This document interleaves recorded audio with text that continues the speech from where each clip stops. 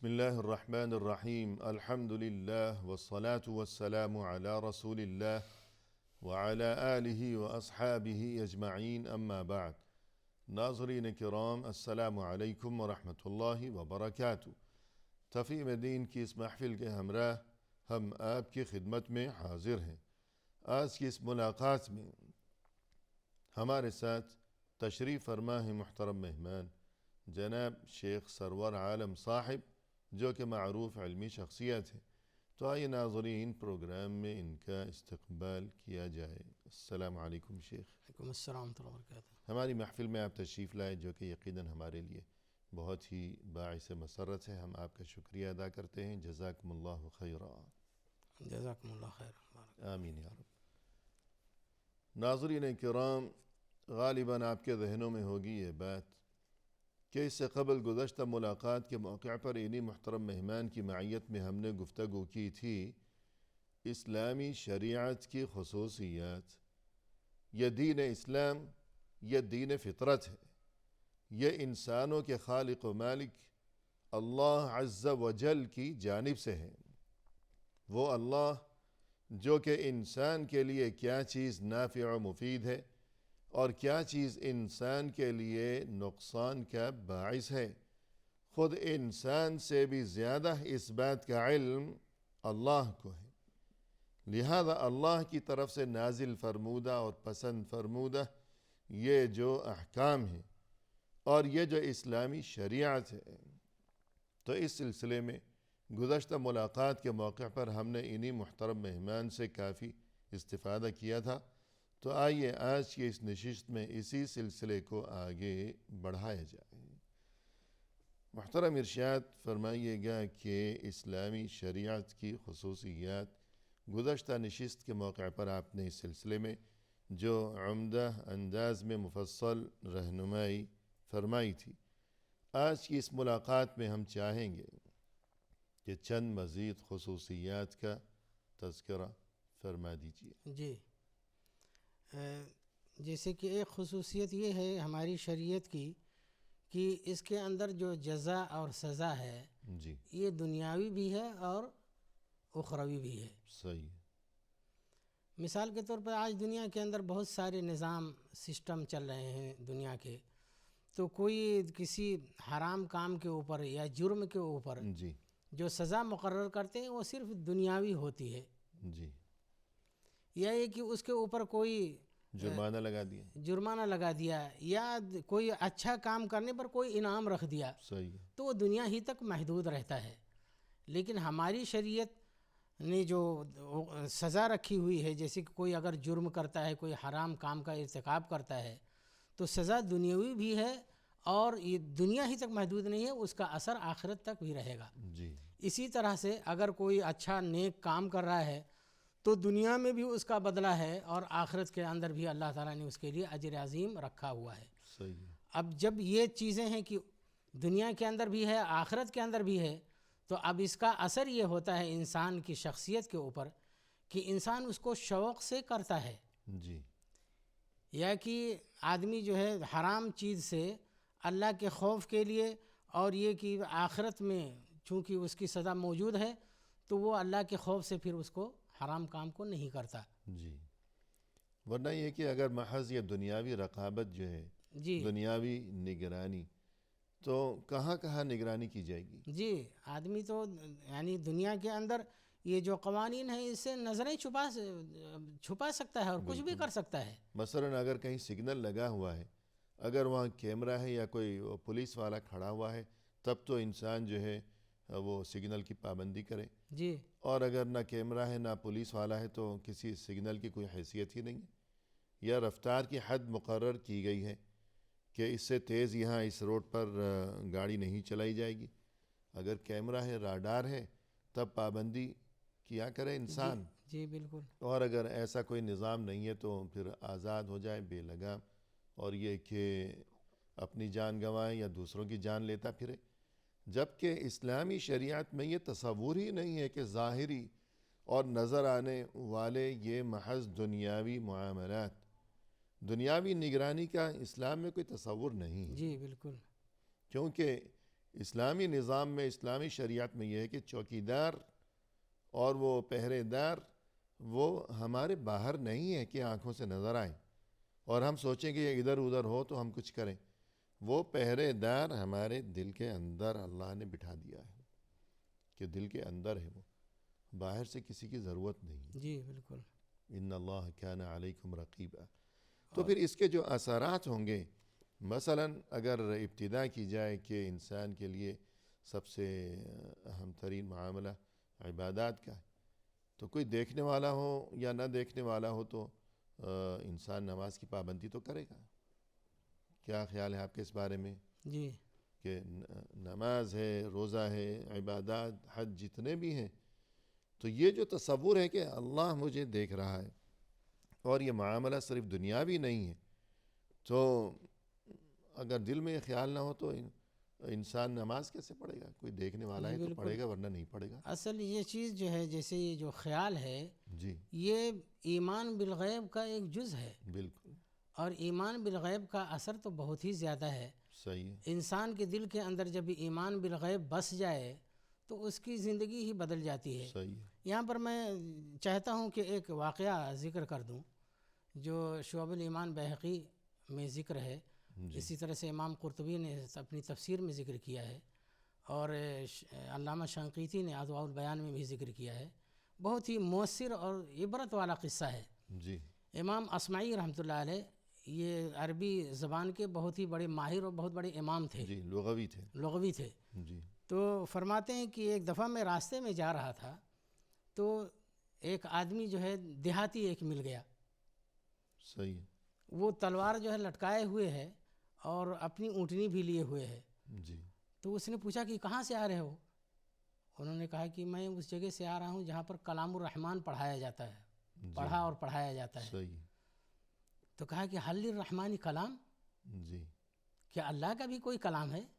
صحیح. کہا کہ ہاں وہ کلام ہے جو اللہ تعالیٰ نے اپنے نبی صلی اللہ علیہ وسلم پر نازل فرمایا ہے، قرآن مجید. تو کہا کہ وہ کلام الرحمن میں سے کچھ ہمیں سناؤ. جی. کہتے ہیں میں نے سورہ زاریات جو ہے شروع کی. کہتے ہیں جب بھی اس آیت پر پہنچا کہ وَفِي السَّمَاءِ رِزْقُكُمْ وَمَا تُوعَدُونَ، جی. کہ آسمان میں تمہاری روزی ہے اور جو کچھ وعدہ کیا جاتا وہ بھی ہے. جی.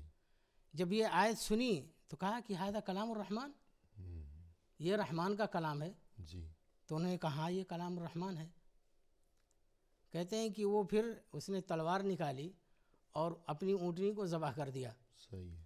اور اسمعی سے کہا کہ تم میرا مساعدہ کرو.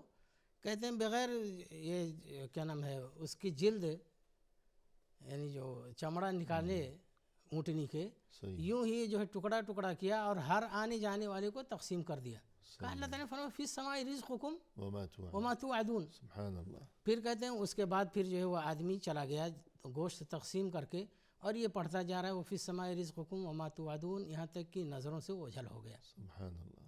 کہتے ہیں میں بیٹھ گیا، ملامت کرنے لگا اپنے آپ کو. کہا کہ 30 سال سے تو کلام الرحمن پڑھ رہا ہے، تیرے کو یہ آیت سمجھ میں نہیں آئی، اس بدو کو جو ہے یہ آیت سمجھ میں آ گئی. اور کتنا اثر ہوا. جی کتنا اثر ہوا. اس کے بعد کہتے ہیں کہ وہ آدمی چلا گیا.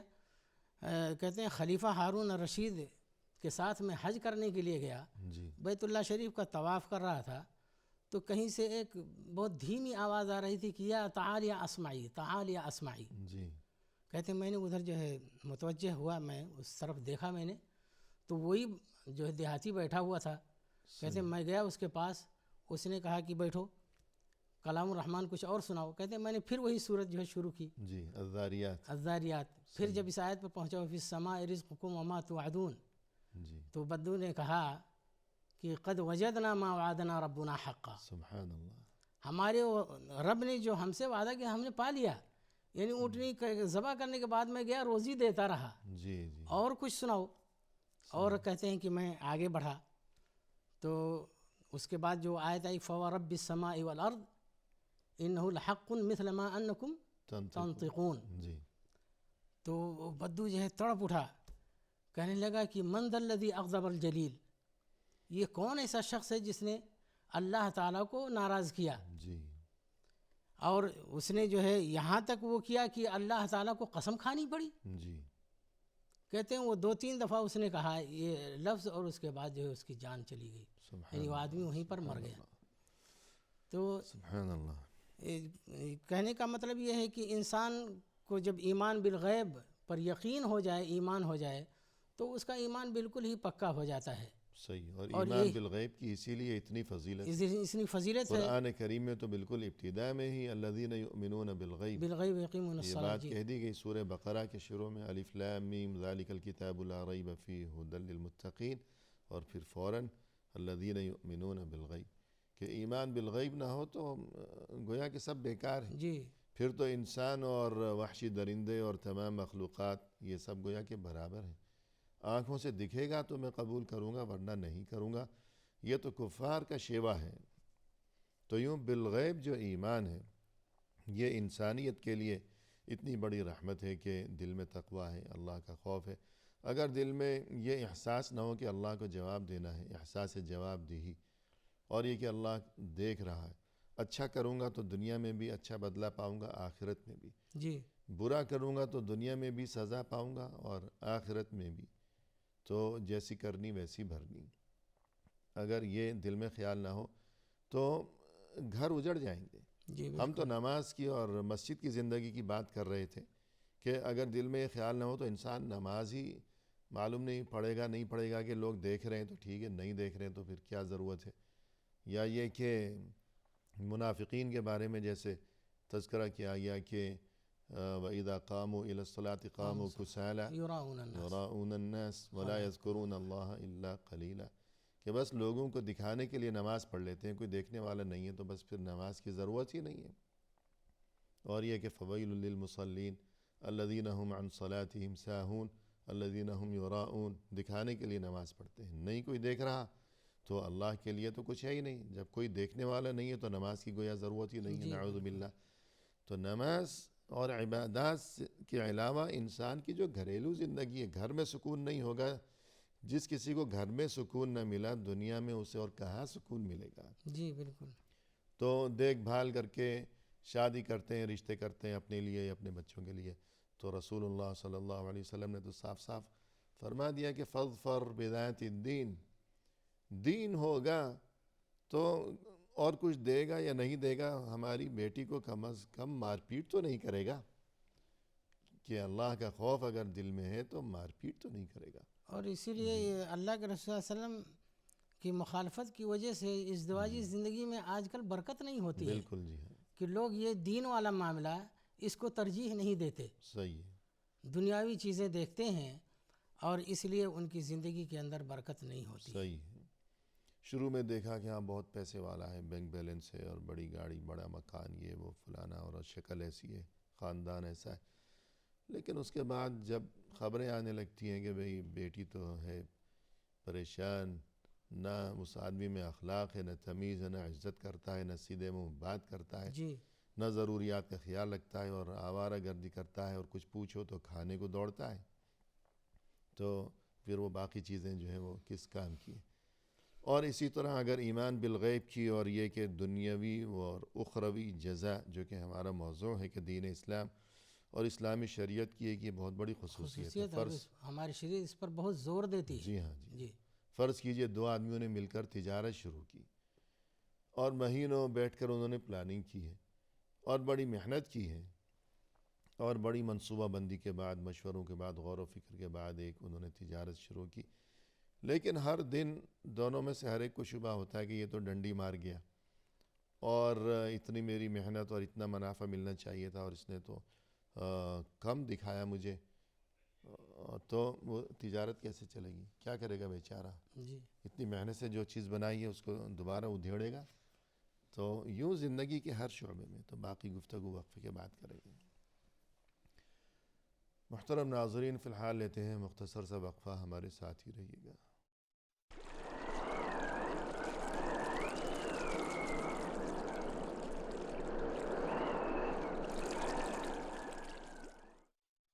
ناظرین کرام، وقفے کے بعد ہم حاضر خدمت ہیں۔ آئیے سلسلے گفتگو کو آگے بڑھایا جائے اپنے مہمان کی زبانی۔ شیخ، جو آج کا ہمارا موضوع گفتگو ہے اسلامی شریعت کی خصوصیات، تو وقفے سے قبل آپ نے بہت سی خصوصیات کا تذکرہ فرمایا۔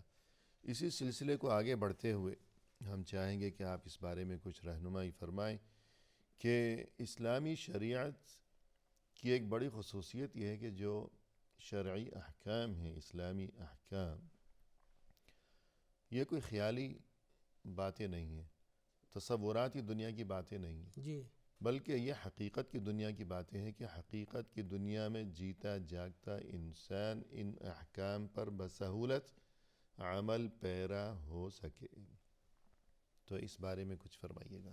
جی، تو یہ اسلام کی اور ہماری شریعت کی بہت بڑی خصوصیت ہے کہ اس کے جو احکام ہیں وہ خیالی نہیں ہیں، تصوراتی نہیں ہیں، اور جی کوئی فلسفہ نہیں ہے کہ وہ سمجھ میں نہ آئے یا آدمی اس کو کر نہ سکے، وہاں تک پہنچ نہ سکے، جی بلکہ اللہ تعالیٰ نے مطلب جتنی استطاعت ہے اسی استطاعت کے دائرے کے اندر ان کے اوپر ان احکام کو فرض کیا ہے، لاگو صحیح کیا ہے۔ اور کہ حقیقت کی دنیا میں انسان جن پر عمل کر سکے جی، صحیح ہے۔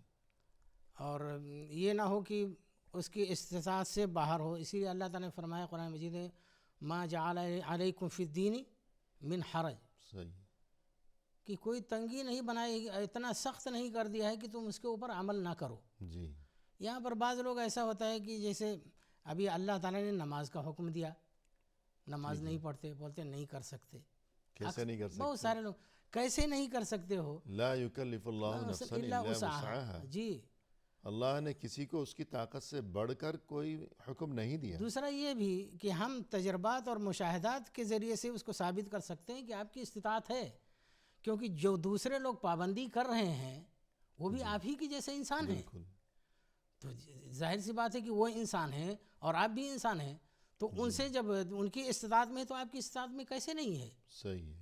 آپ گویا کہ غلط جو ہے بہانہ کر رہے ہیں، بلکہ ان فرائض کے علاوہ بہت سے ایسے ہیں جو نوافل کثرت سے پڑھتے ہیں، جی تہجد کی نماز پڑھتے ہیں، چاشت کی نماز پڑھتے ہیں، اس کے علاوہ بھی نوافل، تو اس کا مطلب اور ہے کہ دنیا کے کام کاج بھی کرتے ہیں۔ کام کاج بھی کرتے ہیں، تو اس کا مطلب ہے کہ انسان کے بس میں ہے، بلکہ اس سے زیادہ بھی کر سکتے ہیں وہ۔ جی تو صحیح، آپ کیسے یہ کہہ سکتے ہیں کہ فرائض کا بھی ہم پابندی نہیں کر پابندی نہیں کر سکتے، اس کو ادا نہیں کر بلکہ سکتے؟ یہ تو شکر کرنا چاہیے کہ یہ تو اصل میں 5 نہیں تھے بھئی، یہ تو 50 50 نمازیں جی تھیں۔ بالکل، اگر 50 ہی برقرار رہتی تو پھر کیا کرتے؟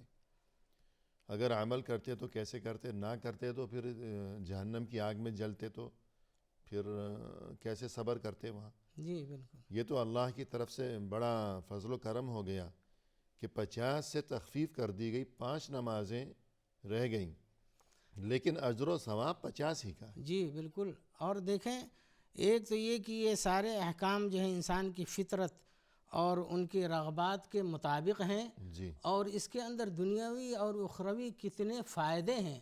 آج یہ مسئلہ جو چل رہا ہے، کورونا کا جو وائرس جو نکلا ہوا ہے، لا حول ایک بہت ہی بڑے ڈاکٹر نے اللہ پاکستان محفوظ رکھے سب جی کو۔ جی ہاں پاکستان کے ایک بہت بڑے ڈاکٹر نے کہا کہ سب سے بہترین اس سے بچاؤ کا جو طریقہ ہے وہ یہ کہ انسان 5 وقت نماز پڑھے، 5 وقت نماز سے پہلے جو ہے وضو کرے۔ جی سبحان اللہ۔ سب سے بہترین جو ہے اس سے نجات کا طریقہ، اس سے بچاؤ جی وضو کرنا ہے۔ صفائی کا اہتمام، جی، اور جو گندی چیزیں نہ کھائے۔ کلی کرتا ہے، حلق میں پانی ڈالتا ہے، ناک جو ہے صاف کرتا ہے، جی اس سے وہ کورونا وائرس جو ہے وہ اس کے اندر داخل نہیں ہو سکتے۔ جی تو یہ بھی دیکھیں اللہ تعالیٰ نے اور جو مغلظات جو کھانے کے معاملات ہیں تو رزق حلال کھائے، جی جو قرآن کریم میں بار بار کہ یا ایھا الذین آمنوا کلوا من طیبات ما رزقناکم، جی تو یہ تمام چیزیں تو شریعت اسلامیہ جو ہے یہ انسانوں کی جو واقعاتی اور حقیقی زندگی ہے تو اس کے لیے ہے، اور یہ کہ واقعی انسان کے لیے جو کام جو اس کے بس میں ہے تو انسان ان پر عمل پیرا ہوگا تو دونوں جہانوں میں اس کے لیے خیر و خوبی ہے۔ جی بالکل۔ جی اور کچھ فرما رہے تھے آپ؟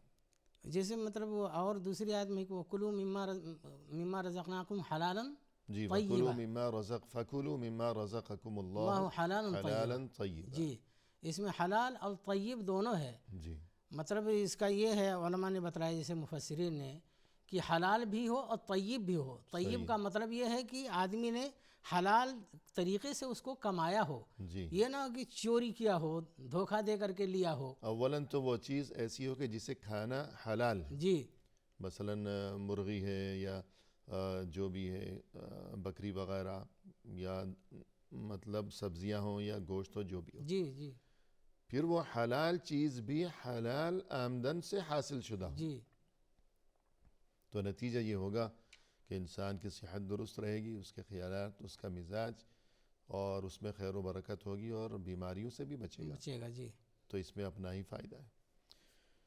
تو یوں گویا کہ دین اسلام اور شریعت اسلامیہ کی ایک بہت بڑی خصوصیت یہ ہے کہ اس میں واقعیت ہے، یعنی یہ واقعاتی زندگی میں انسان کے لیے اس پر عمل پیرا ہونا ممکن ہے، نہ یہ کہ خیالی اور تصوراتی باتیں ہوں. اور اس کے بعد ہم آپ کی زبانی اگر یہ سننا چاہیں کہ جو اسلامی شریعت ہے تو اس کے اہداف، اغراض و مقاصد، اس بارے میں کچھ فرمائیے گا. جی تو اس کے اغراض اور مقاصد تو بہت سارے ہیں.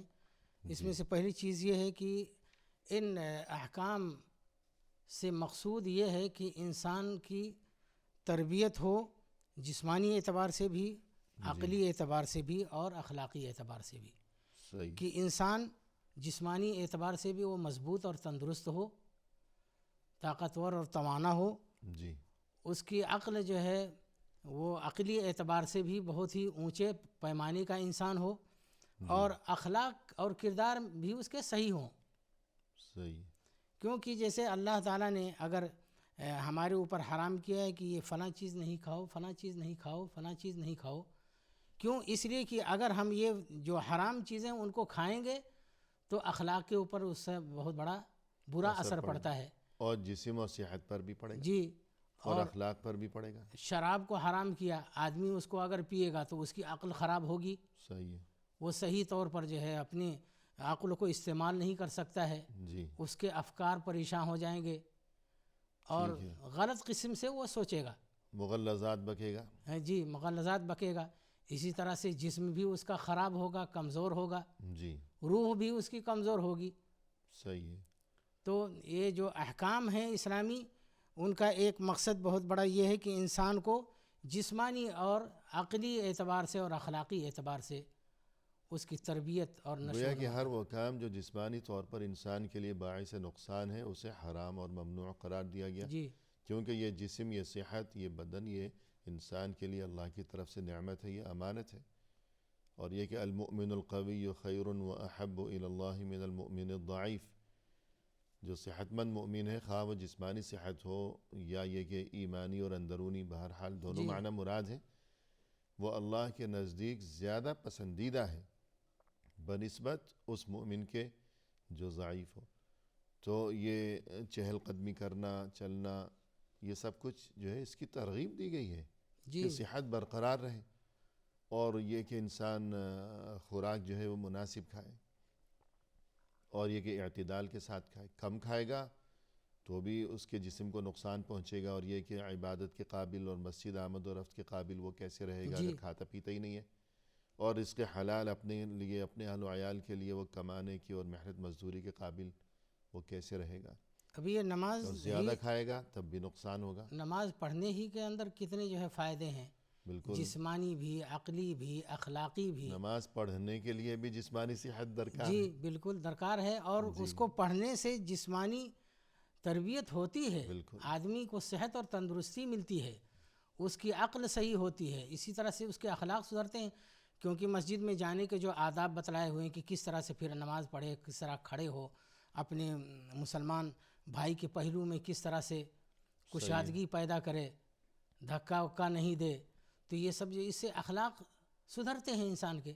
جی اخلاق بھی اور جسمانی صحت بھی. جی اور آپ دیکھیے کتنے غیر مسلم ایسے ہیں جنہوں نے بہت سی کتابیں لکھی ہیں صرف اس بارے میں کہ نماز سے انسان کو کیا کیا جسمانی فائدے پہنچتے ہیں. جی تو مثلا یہ کہ کھڑا ہونا، پھر رکوع میں جانا، تو کتنے لوگوں کو کمر کی اور ریڑھ کی ہڈی کی ایسی تکالیف، ایسے امراض ہوا کرتے ہیں کہ اس کا علاج ہی یہ ہے کہ رکوع میں جس طرح بالکل کہ پشت سیدھی رہے، برابر رہے، تو یہ جو ہیئت ہے رکوع کی، یہ ریڑھ کی ہڈی کے اور کمر کے مریضوں کے لیے اسے گویا کہ مفید ترین علاج قرار دیا گیا ہے۔ اسی طرح سے جو سجدے کی حالت ہے، جی جو طب کے علماء ہیں وہ یہ کہتے ہیں کہ انسان کی زندگی میں ہر دن کبھی ایسا بھی ہونا چاہیے کہ دل کی جو کیفیت ہو وہ اوپر ہو جی اور دماغ جو ہے وہ نیچے ہو، صحیح عقل، ہے، وہی تاکہ وہ اوندھا ہو خون، جائے۔ جی،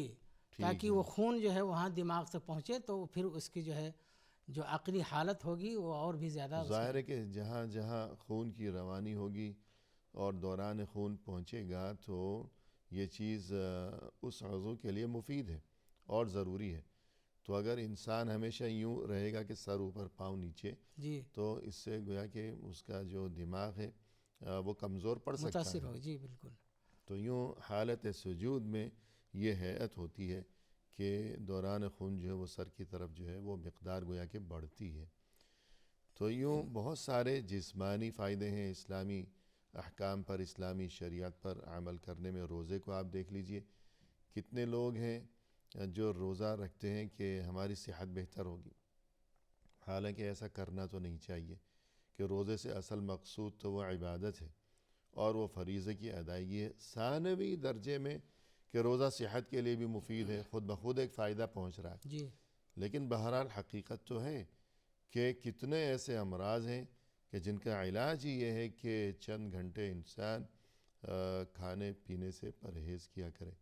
تو یوں ہر عبادت میں، شریعت کے ہر حکم میں جسمانی صحت کا پہلو بھی ہے، اور یہ کہ جو ذہنی اور عقلی صحت کا معاملہ ہے اس کا پہلو بھی ہے، اور اخلاقی صحت و تندرستی کا جو معاملہ ہے تو اس کا پہلو بھی موجود ہے۔ تو انبیاء کرام علیہم السلام کے جو مقاصد بعثت میں ہم دیکھتے ہیں کہ ایک اہم ترین مقصد وَيُزَكِّيهِمْ، تو اس بارے میں کچھ فرمائیے گا۔ جی، کہ جیسے کہ آیت کے اندر آیا کہ هو الذي هو الذي بعث بعث في في الأميين رسولا منهم يتلو عليهم آياته ويزكيهم جی ويعلمهم الكتاب والحکمة وإن كانوا من قبل لفي ضلال مبين۔ اللہ تعالیٰ نے اس میں احسان جتلایا ہے مومنین پر کہ هو الذي بعث في الأميين رسولا منهم، جی کہ وہی وہ ذات ہے جس نے امیین میں انہی میں سے ایک رسول بھیجا جو اللہ تعالیٰ کی آیتیں پڑھ کر کے ان کو سناتے ہیں، وَيُزَكِّيهِمْ، ان کا تزکیہ کرتے ہیں، پاک و صاف کرتے ہیں، وَيُعَلِّمُهُمُ الْكِتَابَ وَالْحِكْمَةَ، اور کتاب و حکمت کی تعلیم دیتے ہیں، اگرچہ اس سے پہلے وہ کھلی گمراہی کے اندر تھے۔ جی تو اب یہ اللہ کے رسول صلی اللہ علیہ وسلم جو شریعت لے کر کے آئے، اس کا ایک بہت بڑا مقصد تھا کہ لوگوں کو پاک صاف کریں جی اور ان کو جو ہے کتاب و حکمت سکھلائیں، ان کی تربیت کریں۔ جی تو یہ پاک صاف کرنا یہ اخلاقی ترقی کا نام ہے یہ۔ جی بالکل۔ اور ہماری گفتگو یہ چل رہی ہے کہ اسلامی شریعت کی ایک خصوصیت یہ ہے کہ اس میں جسمانی بہتری کا پہلو ہے، اخلاقی بہتری اور ترقی کا پہلو ہے، اور ذہنی و فکری و عقلی بہتری کا بھی پہلو ہے۔ تو وقفے کے بعد باقی گفتگو کریں گے۔ ناظرین فی الحال لیتے ہیں مختصر سا وقفہ، ہمارے ساتھ ہی رہیے گا۔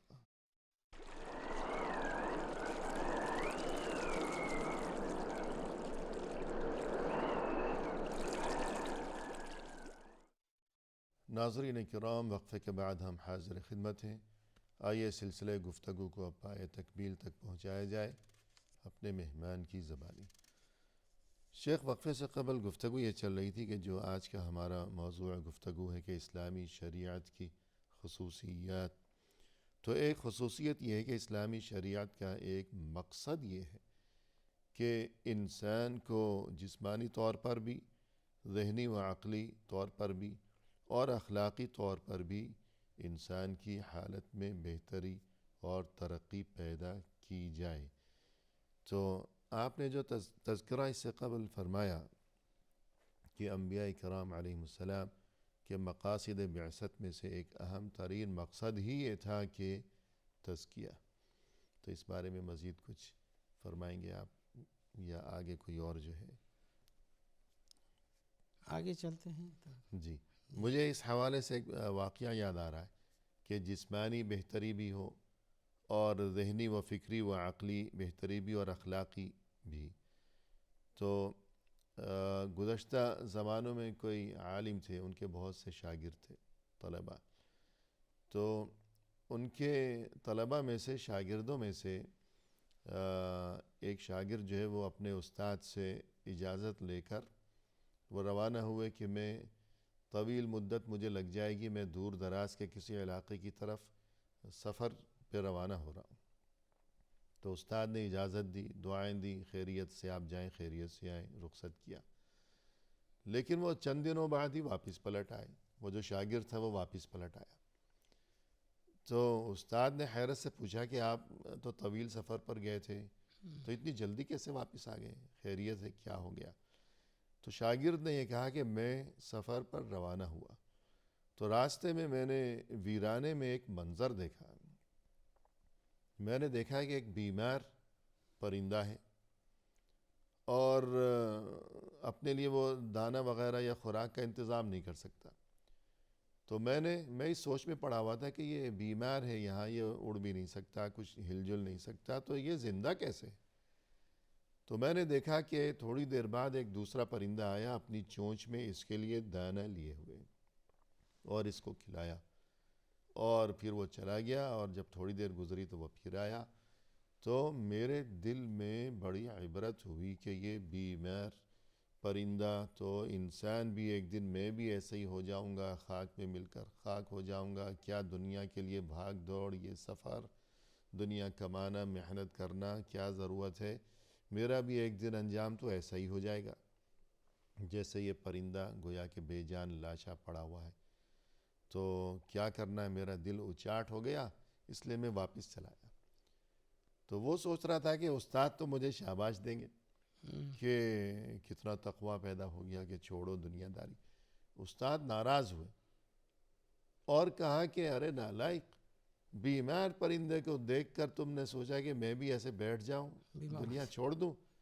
تمہارے دل میں یہ جذبہ کیوں بیدار نہیں ہوا کہ وہ پرندہ جو محنت کرتا ہے، خود بھی کماتا کھاتا ہے، اس کے لیے بھی لاتا ہے، بیمار کی مدد کرتا ہے، کہ میں بھی اس جیسا بن جاؤں؟ اسلام تو یہ سکھاتا ہے کہ تم ایسے بن جاؤ، نہ یہ کہ اس بیمار کی مانند۔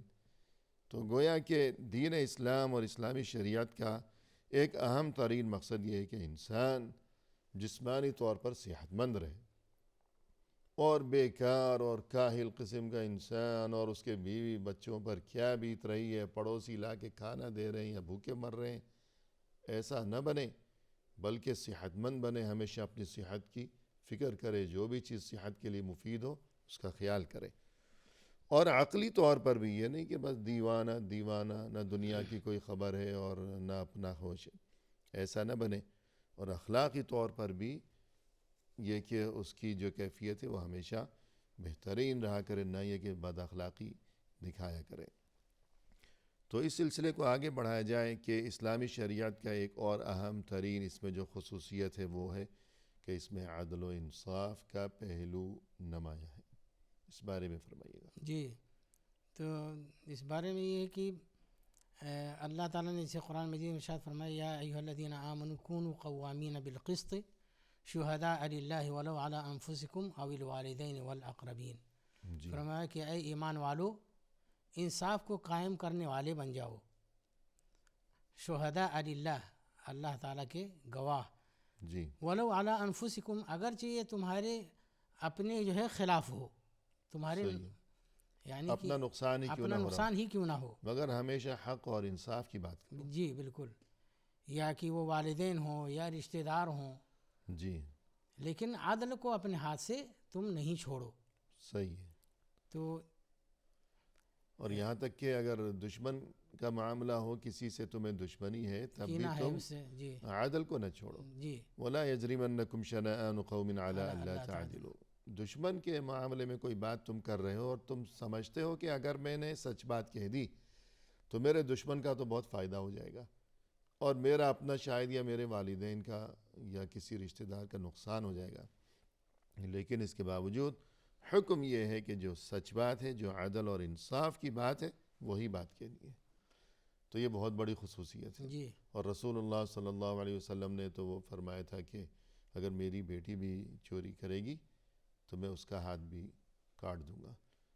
تو یہ دین اسلام کی اور اسلامی شریعت کی بہت بڑی خصوصیت ہے کہ اس میں عدل و انصاف، عدل ہوگا تو یہ کاروبار دنیا رواں دواں رہے گا، اور جہاں عدل نہیں ہوگا تو وہاں بربادی ہوگی۔ یہ تمام دنیا جو ہے والسماء رفعها ووضع الميزان الا تطغوا في الميزان وأقيموا الوزن بالقسط ولا تخسروا الميزان۔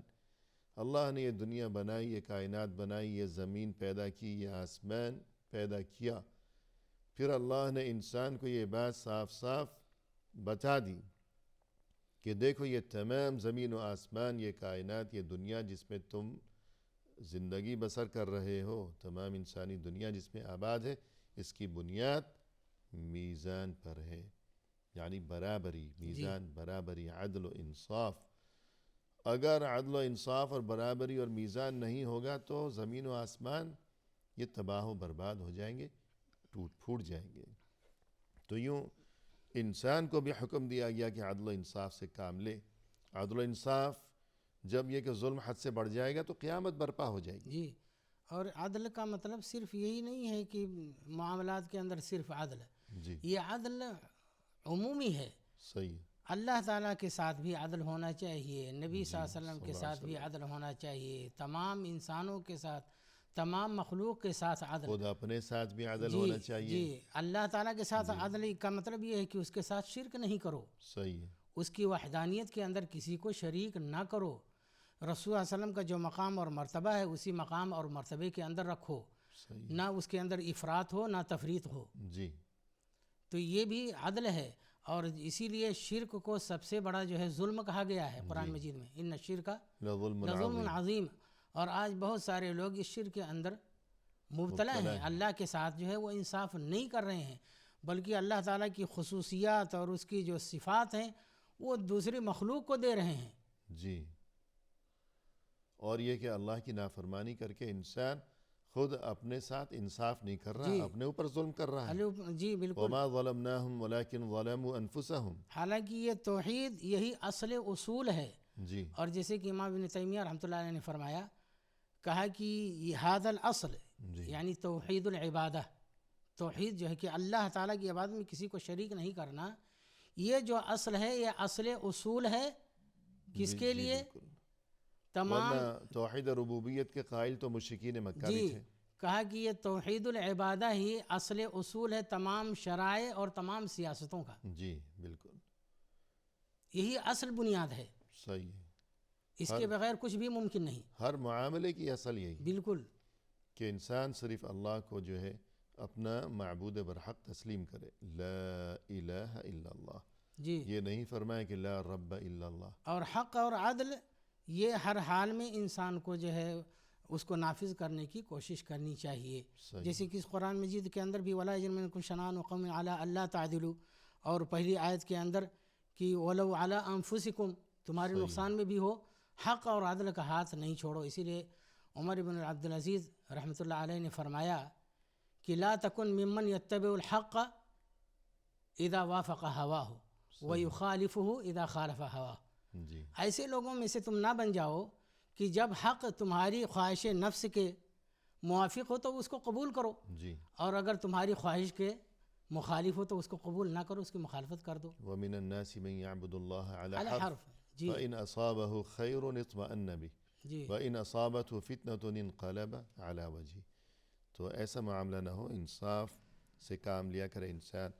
اور عدل و انصاف کی ایک بہت بڑی خصوصیت ہے، وہ یہ کہ اگر عدل و انصاف سے کام لیا جائے گا تو وہاں جو ہے گویا کہ ہمیشہ آبادی برقرار رہے گی۔ جی بالکل یہ قانون فطرت ہے، صحیح، وہ گھر آباد رہے گا جہاں انصاف ہوگا، وہ ادارہ آباد رہے گا، خوشحال رہے گا جہاں انصاف ہوگا، وہ ملک خوشحال رہے گا، وہ معاشرہ خوشحال رہے گا جہاں انصاف ہوگا۔ بلکہ اسلاف میں سے کسی کا قول ہے، غالباً حضرت علی رضی اللہ عنہ کا، کہ کفر کے ساتھ تو ملک باقی رہ سکتا ہے لیکن نا انصافی کے ساتھ یا ظلم کے ساتھ ملک باقی نہیں رہ سکتا۔ صحیح ہے، اور یہ کہ اتقی دعوت المظلوم، فإنه ليس بينها وبين الله حجاب کہ مظلوم کی بد دعا سے ڈرو. اور دوسری میں اتدعوا دیار بلاقع. جی سبحان اللہ کہ یہ جو مظلوم کی بد دعا ہے یہ گھروں کو ویرانے میں بدل دیتی. جی ویرانہ ہو جائے گا، بربادی ہو جائے گی. جہاں کبھی زندگی مسکراتی تھی وہاں اب زندگی کا نام و نشان بھی نظر نہیں آئے گا. تو یہ سب کچھ نتیجہ ہے ظلم و زیادتی کا. وَكَمْ قَصَمْنَا مِنْ قَرْيَةٍ كَانَتْ ظَالِمَةً، وہ ظلم کسی بھی شکل میں ہو. جی بالکل. پروگرام کے اختتام پر ہم تہہ دل سے آپ کے شکر گزار ہیں کہ آپ تشریف لائے. آپ نے نہایت عمدہ انداز میں رہنمائی فرمائی. لہذا ہماری یہ دلی دعا ہے کہ اللہ تعالی آپ کے علم میں، آپ کے عمل میں، آپ کی عمر میں مزید خیر و برکت عطا فرمائیں. جزاکم اللہ خیرا. آمین یا رب العالمین. جزاکم اللہ خیر.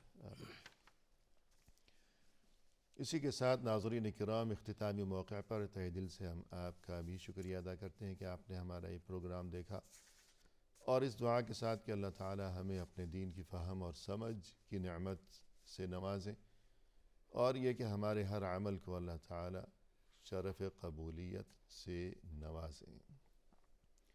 ہمیں دیجیے اجازت اللہ کے حوالے. وآخر دعوانا ان الحمد للہ رب العالمین.